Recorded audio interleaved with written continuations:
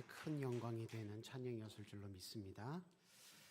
거룩하고 복된 주일 이른 아침부터 예배로 영광 돌리시고 여러 직분의 자리에서 섬기신 후에 은혜와 응답을 사모하며 다시 예배를 모이신 여러분을 주님의 이름으로 환영하고 축복합니다. 거듭하여 예배 드리실 때 은혜와 응답도 거듭하여 받으시기를 축원합니다. 오늘 오후 찬양 예배는 삼남녀 헌신 예배로 드립니다. 받은 은혜에 감사 감격하여 맡기신 사명과 직분을 믿음으로 감당하겠습니다. 소원하고 결단하실 때 우리 삼남녀 선교회 회원 모두에게 하나님께서 하늘의 지혜와 능력으로 충만하게 채워주시기를 축복합니다. 또 같은 믿음으로 함께 예배드리는 수의동교회 모든 예배자들에게도 하나님께서 같은 응답의 은혜로 함께 하시기를 소망합니다. 오늘 본문 누가복음 16장은 예수님께서 15장부터 하나님께서는 우리가 구원받기를 얼마나 바라시는가 비유로 가르쳐 오신 그 내용이 이어지는 부분입니다. 누가복음 15장에는 비유 3개가 연달아 나오고 16장 넘어오면서부터 또 마지막 4번째 비유가 시작되어서 들려지고 있습니다.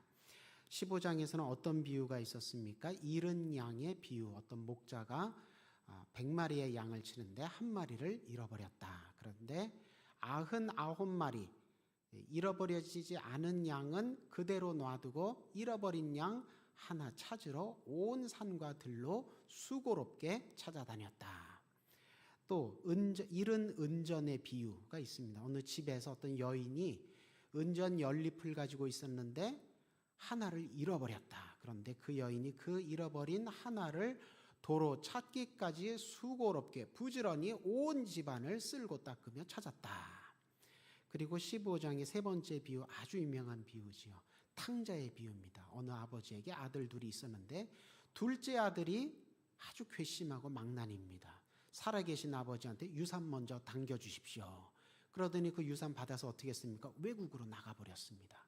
그리고 다 탕진하더니 거지가 되어서 집으로 돌아왔다.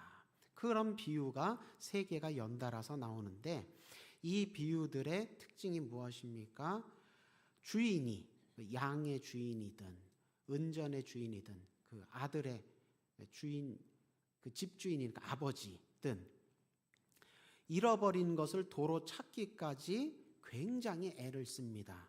그리고 애 태우며 도로 찾기까지 아들이 또 잃어버린 양이 돌아오기까지 잃은 아들이 돌아오기까지 애타게 기다립니다. 그러다 도로 찾게 되니까 어떻게 합니까?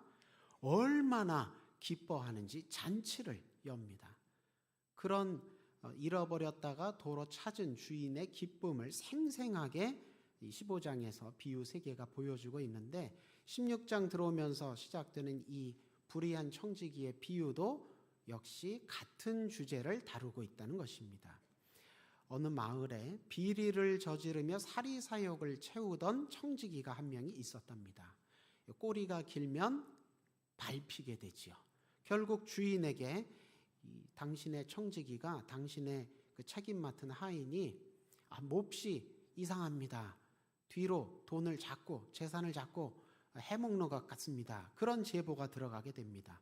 확인해 보니 정말 그렇죠. 그래서 결국 그 청지기는 주인에게 책망을 받게 됩니다.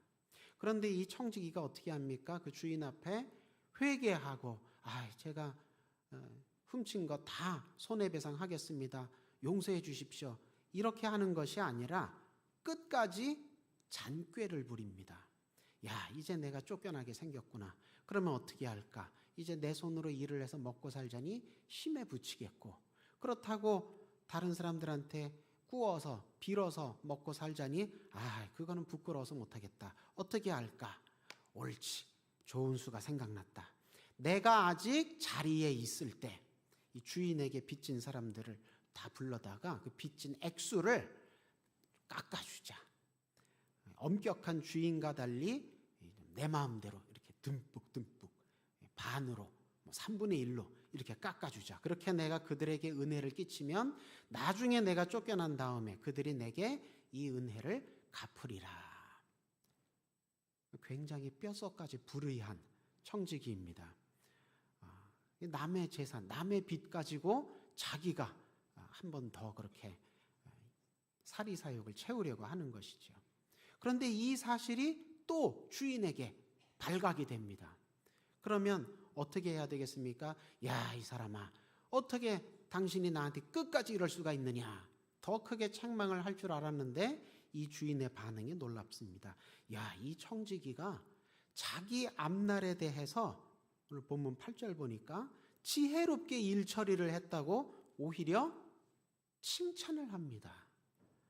그 사실은 주인의 재산 가지고, 주인이 빚준 것 가지고 자기가 생색을 내고 자기가 사리사욕을 채우려고 한 것인데 이게 어떻게 지혜롭다고 칭찬받을 일이 될 수 있을까요?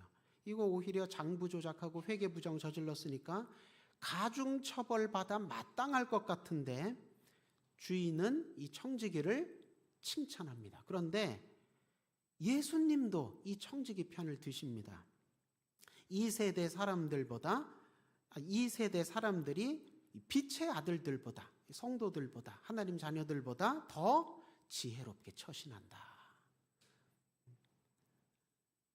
자기 앞날을 불의한 재물로 잘 준비를 하였다.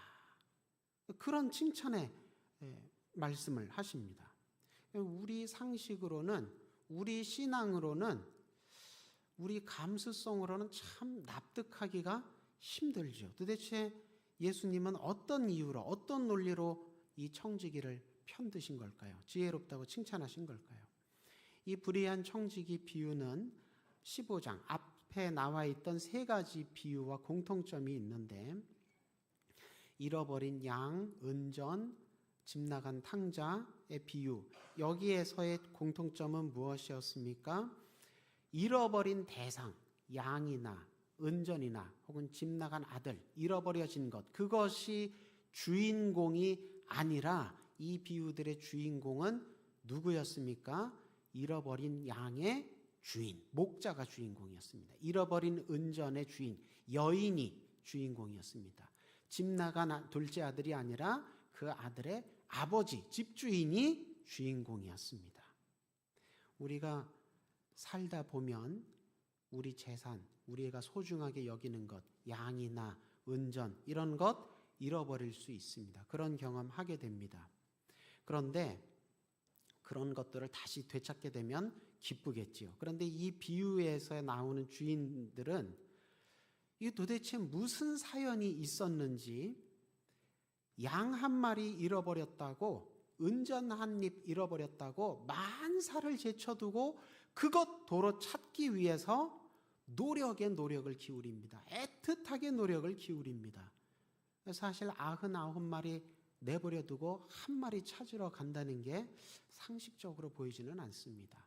집안일 할 것 많은데 은전 하나 잃어버렸다. 물론 도로 찾으면 기쁘겠지만 그 은전 하나 찾겠다고 하루 종일 집안일 안 하고 그 은전 하나만 되찾겠다고 수고하고 노력하는 것이 이 여인이 살림을 규모 있게 잘하는 여인이라고는 보이지 않습니다. 더군다나 그것 되찾았을 때 어떻게 합니까? 크게 기뻐하는 것에서 멈추지 않고 잔치를 벌립니다. 친구들 부르고 이웃들 불러서 잔치를 벌입니다. 양 한 마리보다, 은전 한 입보다 돈이 더 들게 생겼습니다. 참 이상합니다.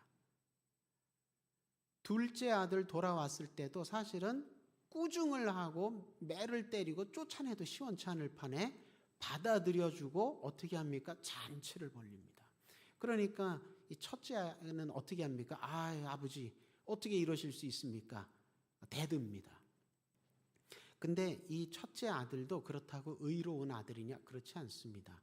여러분, 이 시대에는 가부장 제도이기 때문에 아무리 내 생각에 아버지 결정이 너무 과한 것 같아서 좀 마음에 싫다 이런 생각이 들어도 감히 아버지가 잔치를 열었는데 거기다 대고 저는 들어가기 싫어요 이렇게 얘기하면 안 됩니다. 그러면 그 시점부터 첫째 아들도 탕자가 되는 겁니다.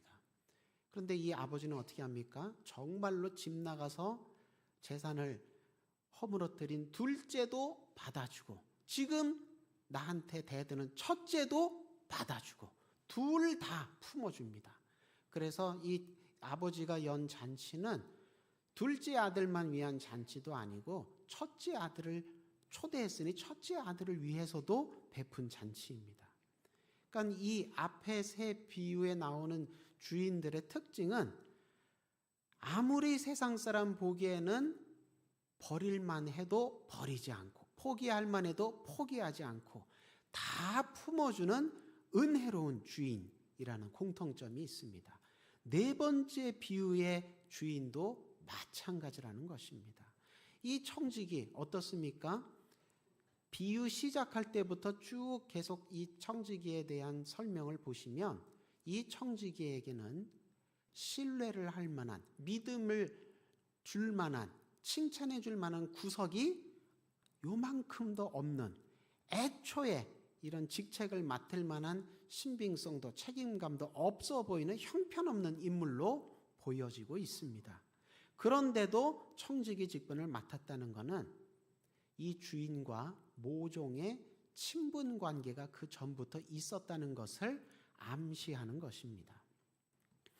양의 목자와 같은 것이죠. 그 한 마리 양, 무슨 의미, 무슨 사연이 있었는지 모르겠지만 이 목자 입장에서는 99마리 잃어버리지 않은 그 양들보다 더 특별한 의미가 있었던 양인 것이 분명합니다. 그러니까 99마리 놔두고 이 한 마리 찾으러 가죠. 잃어버린 은전 한 잎도 마찬가지입니다. 이 여인에게 특별한 의미가 있었기 때문에 그 은전을 그렇게 애써서 찾았다는 것입니다. 어떤 사연이 있었는지는 주석가마다 얘기가 다 다릅니다. 아마도 결혼할 때 예물로 받은 예물이었을 것이다. 혹은 이 여인의 전 재산이 은전 연립이었기 때문에 하나라도 축나는 것을 받아들일 수 없었을 것이다. 여러 가지 주석이 있지만 무슨 사연인지는 모르겠습니다. 하지만 무슨 사연이었든지 간에 있었던 겁니다. 그러니까 그렇게 하나 찾으려고 애썼지요. 세 번째 비유에 나오는 이 탕자의 비유에 나오는 아버지도 더 명백합니다. 아무리 나를 속삭이고 동네 사람들 손가락질 받는 인물이다 하더라도 이 아버지 입장에서는 그 인물이 누굽니까? 자기의 친아들입니다. 친아들이니까 도저히 모른 척하고 내버릴 수 없었다는 것입니다. 마찬가지라는 것이죠. 이 청지기 바라볼 때 주변 사람들, 오늘날 성경 읽는 우리가 보기에도 이 사람 참 틀렸다. 그런데 주인은 그렇게 생각하지 않았다는 것입니다. 그러니까 모종의 무슨 친분 관계가 그 전에 있었다는 것입니다. 그래서 이 주인은 청지기가 잘못했지만 내심 청지기를 파면하고 싶지 않았는데, 하지만 제보가 들어왔으니 어쩔 수 없지요.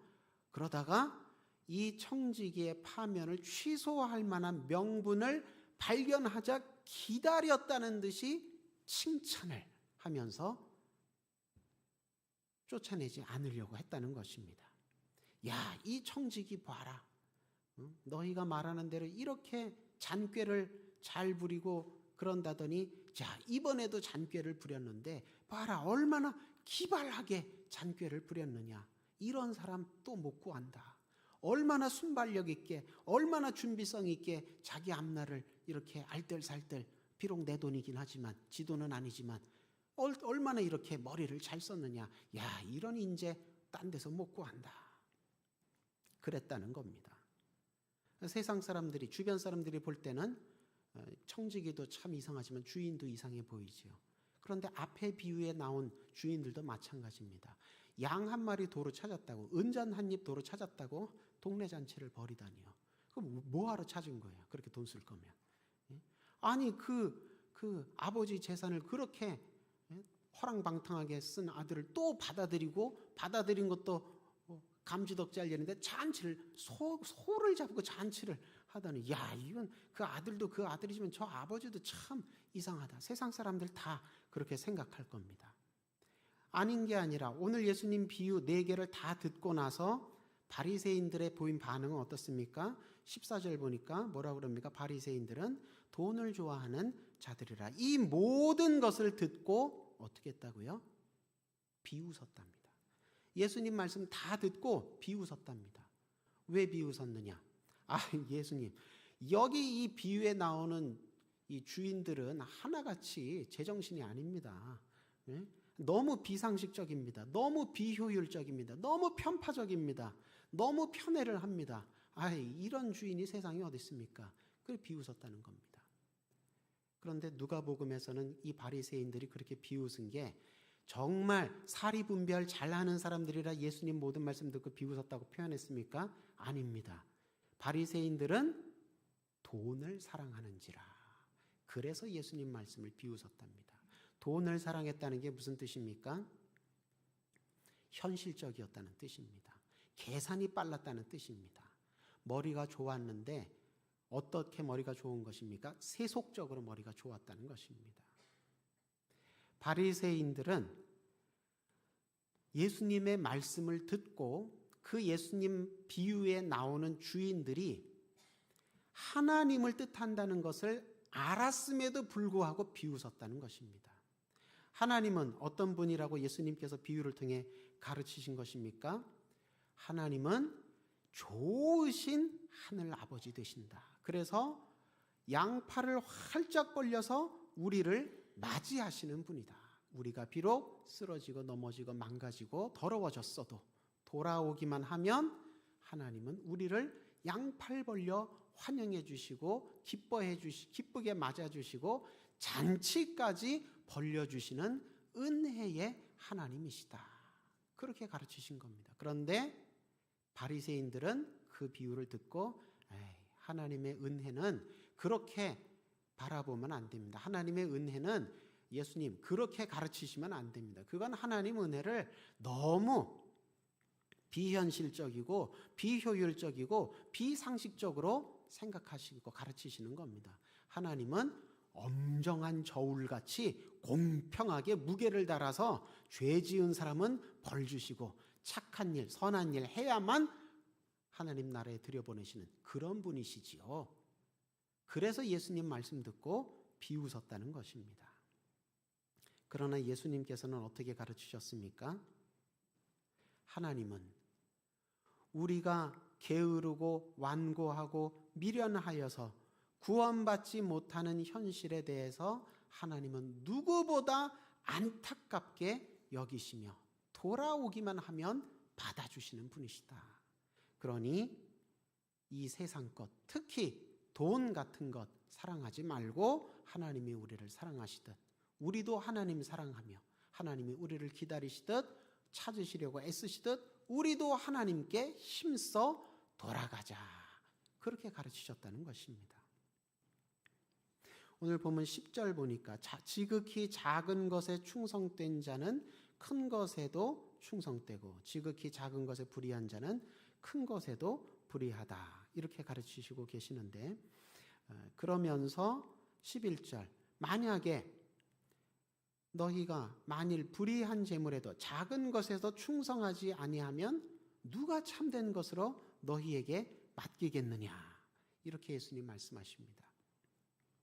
작은 것, 불의한 것에 불성실한 사람은 작은 것, 불의한 것조차도 불성실했기 때문에 큰 것, 참된 것도 맡겨주시지 않는다. 그런 뜻입니다. 이거 우리 속담에도 비슷한 뜻의 표현이 있습니다. 도둑질도 손발이 맞아야 한다. 그런 표현이 있습니다. 이 무슨 뜻입니까? 손발을 잘 맞춰서 도둑질 잘 하라는 뜻이 아니라 나쁜 일도 합심하고 합력해야 성공을 할 텐데 좋은 일에 합심하고 합력하면 얼마나 잘 성공하겠느냐. 그런 뜻이죠. 예수님 말씀도 마찬가지입니다. 불의한 일에 성실하게 하라는 그런 뜻이 아니라 불의한 청지기조차도 잔꾀 부린 것 칭찬받았는데 만약에 하나님께서 베푸시는 사랑에 대해 우리가 믿음으로 응답을 잘하면 얼마나 더 크게 칭찬하시겠느냐. 그런 뜻입니다. 12절에 예수님께서 뭐라고 하십니까? 너희가 만일 남의 것에 충성하지 아니하면 누가 너희 것을 너희에게 주겠느냐. 하나님께서 우리에게 남의 것을 맡기셨답니다. 남의 것은 어떤 뜻입니까? 우리와 별 상관없어 보이는 것, 우리 눈에 하찮아 보이는 것, 남에게나 주고 싶은 것, 우리 입맛에 맞지 않는 것, 남에게나 떠넘기고 싶은 것, 그런 것들입니다. 한마디로 작은 것들입니다. 별 볼 일 없는 것들입니다. 그런데 하나님께서 그런 작은 것들을 맡기시며 살피고 돌보라 하셨는데, 그런 작은 것에 성실하지 않으면 하나님께서 우리에게 원래 주려고 하셨던 것, 좋은 것, 큰 것도 못 받게 된다, 그런 뜻입니다. 하나님께서 우리에게 원래 주시기로 하셨던 것, 좋은 것 무엇입니까? 우리가 원래 받기로 약속되어 있는, 예정되어 있는 것, 하나님께 환영받는 것입니다. 하나님께 칭찬받는 것입니다. 하나님께서 베풀어 주시는 잔치, 그것이 원래 우리가 받기로 되어 있는 우리 것입니다. 그런데 하나님이 그것만 우리에게 주신 게 아니라 남의 것도 주셨어요. 우리가 볼 때 이거는 좀 하기 싫다 싶은 그런 하찮아 보이고 싫은 것, 그런 것들도 우리에게 주시며 잘 돌보고 섬기고 살피라 주셨는데, 우리가 만약에 그런 것 대충대충 하고 좋은 것만 달라고 하면, 그러면 작은 것에 충성하지 않았으니 큰 것, 좋은 것, 원래 우리에게 주시려고 했던 것도 하나님 보시기에는 너는 받을 그릇 준비가 안 돼 있다, 이렇게 생각하시고 안 주실 수 있게 된다는 것입니다.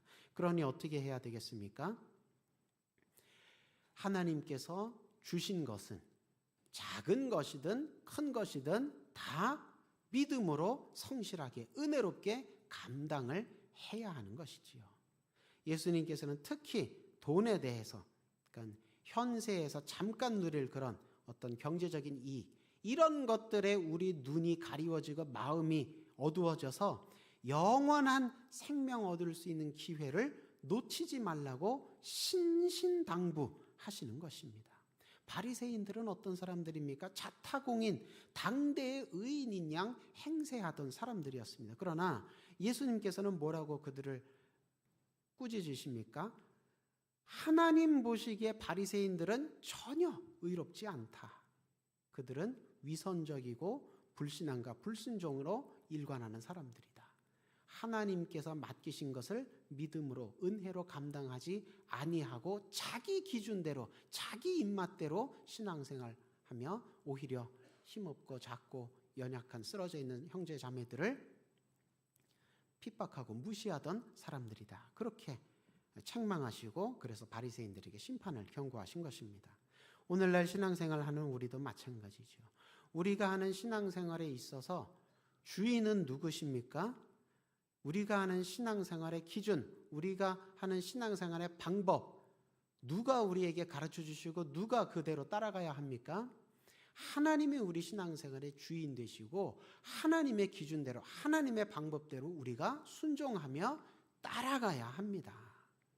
누가복음 15장 16장 비유들을 통해서 예수님께서 우리에게 강조하신 것이 무엇입니까? 우리가 그렇게 신앙생활 할 때 쓰러지고 넘어질 때가 있다 할지라도, 더러워지고 망가질 때가 있다 하더라도 우리 기준대로, 우리 방법대로 틀렸어, 넌 안 돼, 나는 안 돼, 포기하자, 절망하고 나는 회복되지 못할 거야, 그렇게 생각하지 말고 하나님께로 돌아오라는 것입니다. 하나님은 우리를 찾기까지 수고하고 애쓰시고 우리에게 그렇게 애틋하게 사랑을 하고 계시니 우리도 그 하나님을 기억하고 힘써 돌아가야 한다는 것입니다.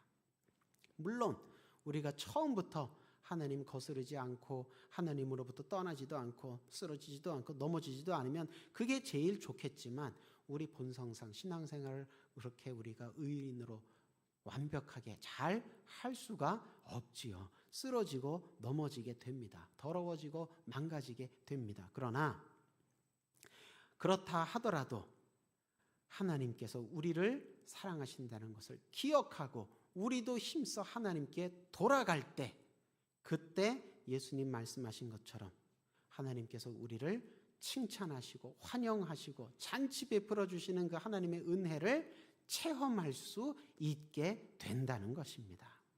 하나님은 우리가 신앙생활 잘 하면 물론 그것도 기뻐하시죠. 하지만 잘 못하는 우리를 바라보실 때도 미워하시기만 하는 것이 아니라 책망하기만 하시는 것이 아니라 안타깝게 여기시며 우리가 회개하고 돌아오면 기뻐하시고 칭찬하시고 환영하시고 우리를 위해 아낌없이 잔치를 베풀어 주시는 좋으신 아버지이시라는 것입니다. 그렇게 하나님께 우리가 대우받을 만한 자격이나 공로가 우리에게는 없지요. 전적으로 하나님의 은혜 덕분입니다. 그러니 바리새인들처럼 하나님의 은혜를 비상식적이라는 등 비효율적이라는 등 편파적이라는 등 그렇게 자기 기준대로 자기 방법대로 하나님 은혜를 폄하하고 불신하면 안 되는 것입니다. 하나님께서 오늘날 우리를 하나님 나라 청지기로 부르셔서 직분을 맡기셨습니다. 그러니 비유에 나오는 불의한 청지기처럼 그렇게 불성실하게 감당하지 말고 하나님께 기쁨이 되도록 하나님 마음에 흡족하게 성실하게 잘 감당하시는 삼남녀 선교회 회원 여러분 모두 되시기를, 또 함께 예배드리시는 수의동교회 모든 예배자 되시기를 주님의 이름으로 축원합니다. 혹시 실수하고 범죄하여 쓰러지고 넘어졌다 하더라도 낙심하거나 포기하지 마시고 은혜로우신 하나님을 기억하고 다시 하나님 앞으로 힘써 돌아오셔서 꼭 기쁨의 잔치 다 참여하게 되시기를 주님의 이름으로 소망합니다. 기도하겠습니다. 우리에게 복과 은혜 주시기를 즐겨 하시는 주님,